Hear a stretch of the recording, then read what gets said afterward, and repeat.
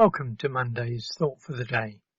If you haven't already read today's Bible passages, you may like to at least read 1 Samuel 2, 1-10 now. Today, the church celebrates the famous meeting of Mary, now pregnant with the baby Jesus, and her cousin Elizabeth. At this meeting, under the power of the Holy Spirit, Mary sang her song, which we call the Magnificat, because it magnifies or glorifies the Lord.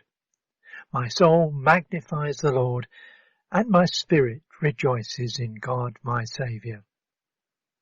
Her song echoes the song sung by Hannah some 1100 years before. Neither Mary nor Hannah had been this way before in life.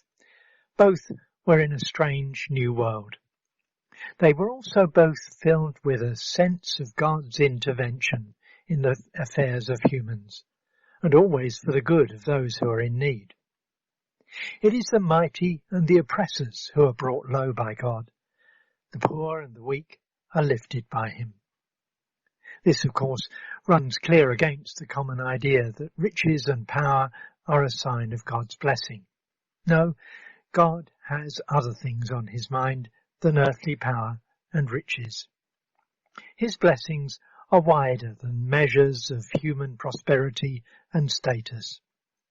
His blessings, the reach of his tender hands, the outpouring of his Spirit, reach those who find themselves in strange places, on a road they've never travelled before. I guess, like them, we find ourselves in uncharted territory now. Let us, like them, turn to God and praise him for his goodness on the road. A prayer. Father, I too am a traveller in this unknown world.